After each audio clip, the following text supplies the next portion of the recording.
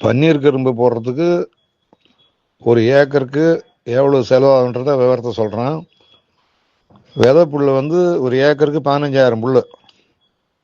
ஒரு புல் அதாவது 1000 புல் வந்து 2000 ரூபா. அது விதை புல்லுக்கு 30 ரூபா. கான் வெட்டுறதுக்கு கூலி, அடிவாரம் போடுறது, எருவு போடுறது, 7 சோலை பிக்கணும். அப்புறம் வந்து 15 நாளைக்கு ஒரு தடவை கம்பல்சரியாக சோலை எடுத்தாகணும். அப்புறம் இந்த மழையில் இது வந்து போடும்போதே சித்திரை மாதத்தில் போடுறோம். சித்திரை மாதம் 5ஆம் தேதி போட்டால் தான் அது இந்த சீசனுக்கு கரெக்டாக வரும். 10 மாதம் இந்த விவசாயம். இந்த இந்த டைமில் கண்டிப்பாக மழையும் பெஞ்சிடும். மழை பெஞ்சா கரும்பு சாயும். இந்த பக்கம் சாஞ்சா அந்த பக்கம் போவோம், அந்த பக்கம் சாஞ்சா இந்த பக்கம் போகும். வேறு விட்டுற உடனே 4 நாள் நிமித்தாக கிடந்தாக்கா கரும்பு வளைஞ்சிரும். ஒரு ஏக்கர் கரும்பு சாஞ்சி போச்சுனாவே நிமித்துறதுக்கு 25,000 ரூபா செலவாகும். அது கம்பல்சரியாக மழையில் கரும்பு மாட்டியாகும். இது மொத்த செலவு பார்த்தா இன்னைக்கு கரும்பு இதை பேசி வெட்ட போகிற நேரத்தில் இப்போ கவர்மெண்ட்டில் 35 ரூபா கொடுக்குறாங்கன்னா அது வந்து நேரடியாக அதிகாரி வந்தாக்கா 22 ரூபா கொடுக்குறாங்க. நம்ம அக்கௌண்ட்டுக்கு நேரடியாக பணம் ஏறிடும். அதுக்கு வந்து ஏக்கருக்கு வந்து 3%. ரோடுக்கு வந்து 10,000 15,000 கேட்குறாங்க. அவங்ககிட்ட கொடுத்தா தான் அந்த கரும்பு அவங்க வாங்குறாங்க. வெட்டுக்கூலி 20 கரும்பை வெட்டி அதை கட்டி லாரியில் ஏற்றுறதுக்கு வெட்டுறவங்களுக்கு ஒரு கட்டுக்கு வந்து 75 ரூபா. அதுக்கு ஆக்க 6 ரூபா. கிட்டத்தட்ட சாப்பாடு சொல்கிறாரு பார்த்தா 80 ரூபா 85 ரூபா ஒரு வெட்டுக்கூலிக்கு ஒரு கட்டுக்கு வந்துடும்.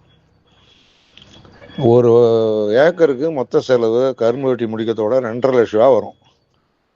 இதில் 1000 கட்டு நெல்லா விவசாயம் பண்ணால் 1100 கட்டு வரும். இல்லைன்னா 1000 கட்டு வந்துன்னா அதில் 100 கட்டு போடு கட்டுன்னு சொல்லுவாங்க. அதாவது அப்போ இருந்தே கரும்புக்கு மட்டும் வியாபாரிங்க அப்போ தனியாக வந்து வாங்கினாங்க. இப்போ யாரும் வாங்குறதில்ல.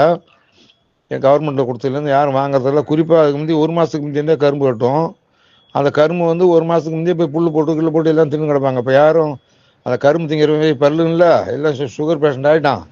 பசங்களும் எதுவும் விரும்பி சாப்பிட்றது கிடையாது. எல்லாம் லேசு ஸ்வீட் டோஸ்னு ஏதாவது ஈஸியான சாப்பாடு சாப்பிட்டு போடுவோம். அதனால் கரும்பு இது திங்கிற கரும்பே கிடையாது பேர் அதுக்கு. இப்போ பொங்கல் கரும்புன்னு ஆகிப்போச்சு.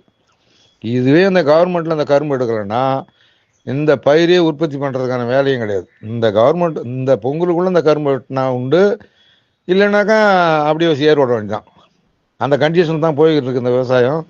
ஒரு கரெக்டாக ஒரு ஏக்கருக்கு 2.5 லட்ச ரூபா செலவாகுது. இது அதிகமாக வச்சுக்கினா 3,4 லட்ச ரூபாய்க்கு விற்கும்.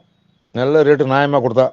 ஆக மொத்தத்தில் 10 மாதத்துக்கு அவனுக்கு என்ன கிடைக்கும்? 75,000 ஒரு ஏக்கர் போட்டான்னா இந்த ஒரு வருஷத்துக்கு 10 மாதத்துக்கு வட்டிக்கு வாங்கி அவன் விவசாயம் பண்ணணும். எந்த விவசாயம் காசு கையில் வச்சிருக்க மாட்டான்.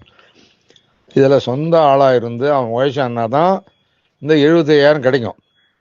இவன் ஒரு ஆள் செய்கிற வேலை கிடையாது. ஏன்னா கரும்பு இந்த 7ஆம் தேதி 8ஆம் தேதி 9ஆம் தேதி 3 நாளில் கவர்மெண்ட்டில் வெட்டிட்டாங்கன்னா எல்லா ஆள் என்ன பண்ணுவான்? அது என்ன மிஷின் வச்சா வெட்ட முடியும்? அது வந்து மேன் பவரில் நடக்கிற வேலை. அப்போ வந்து ஒரே டைமில் வெட்டும்போது அவன் கூலி ஆள் கூலி அதிகமாக கேட்குறான். இல்லைன்னா சராசரி கட்டுக்கு 40 ரூபா வாங்கணும், படான்னு 80 ரூபா கேட்குறான். வெட்டி போனால் தான் உண்டு. இது உயிராக நின்னா தான் கரும்பு. நின்று போச்சுன்னா பாடி. வெட்டி போட்டாவே சேர்த்து போன மாதிரி தான் அர்த்தம். கரும்பு வெட்டி போட்டு வியாபாரம் ஆளை பிடிச்சிக்கின்னு லாரி வர வரைக்கும் ஒரே டைமில் இவ்வளோ லாரி வரணும். அந்த கரும்பு அத்தனை கடையில் கொண்டு இருக்கணும். இவ்வளோ வேலைகள் இருக்குது. மொத்தத்தில் பார்த்தீங்கன்னா ஒரு ஏக்கர் விவசாயம் பண்ணான்னா அதிகபட்சம் அவனுக்கு கிடைக்கிறது 10 மாதத்தில் 75,000 ரூபா. ஒரு மாதத்துக்கு அவனுக்கு என்ன கிடைக்கும்? அந்த 75,000 10ஆல் பெருக்கிங்க. இதுதான் இதனுடைய மொத்த லாபம். ஒரு நாளைக்கு இன்னைக்கு வேலைக்கு போகிறோம் 1000 ரூபா சம்பாதிக்கிறான் சாதாரண ஒரு கூலிக்காரன். ஆனால் அந்த விவசாயம் பண்ணுற மோல் போட்டு எவ்வளோ அல்லல் படுறான்றதை பார்த்துங்க. இதுதான் உண்மை. நன்றி.